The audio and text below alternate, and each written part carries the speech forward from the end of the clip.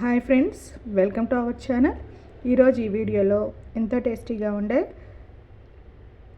వెల్లుల్లి ఎగ్ కారం రైస్ని ఏ విధంగా తయారు చేసుకోవాలో ఈ వీడియోలో చేసేద్దాం. దీనికోసం ఒక 10 వరకు వెల్లుల్లి రెబ్బల్ని, అలాగే 1.5 స్పూన్ కారాన్ని, టేస్ట్కి తగ్గట్టుగా సాల్ట్ని, కొంచెం జీలకర్రని ఒక చిన్న రోట్లో వేసుకొని దీన్ని బాగా కచ్చాపచ్చగా దంచుకోవాలి.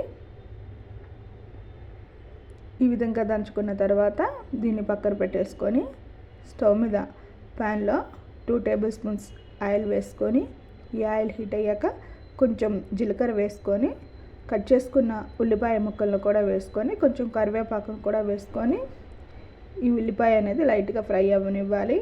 ఇలా ఫ్రై అయిన తర్వాత ఇప్పుడు ఇందులో కొంచెం పసుపు కూడా వేసుకొని కలిపేసుకుందాము. ఇప్పుడు మనం ముందుగా దంచి పెట్టుకున్న వెల్లుల్లి కారాన్ని ఇందులోకి వేసేసుకోవాలి. దీన్ని కొంచెం సేపు ఈ విధంగా ఫ్రై చేసుకున్న తర్వాత ఇప్పుడు ఇందులోకి కోడిగుడ్డుని యాడ్ చేసుకుందాము. ఇక్కడ నేను ఒక 4 ఎగ్స్ని అయితే తీసుకుంటున్నాను. ఎగ్స్ అన్నీ ఈ విధంగా వేసుకున్న తర్వాత మనం వెమ్మటే కదపకుండా కొంచెం సేపు అలాగా ఉంచి తర్వాత ఈ విధంగా ఒకసారి మిక్స్ చేసేసి ఈ ఎగ్ కూడా వేగిన తర్వాత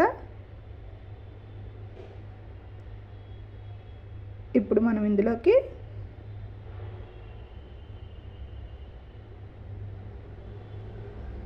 ముందుగా ఉడికించి పెట్టుకున్న రైస్ అనేది యాడ్ చేసుకోవాలి. ఈ రైస్ అనేది మనం అప్పటికప్పుడు ఉడికించుకొని చల్లారాకైనా యాడ్ చేసుకోవచ్చు, లేదంటే మన దగ్గర లెఫ్ట్ ఓవర్ రైస్ ఉన్నా కూడా దానితో ఈ విధంగా చేసుకున్న టేస్ట్ అనేది చాలా బాగుంటుంది. ఒకసారి బాగా మిక్స్ చేసేసి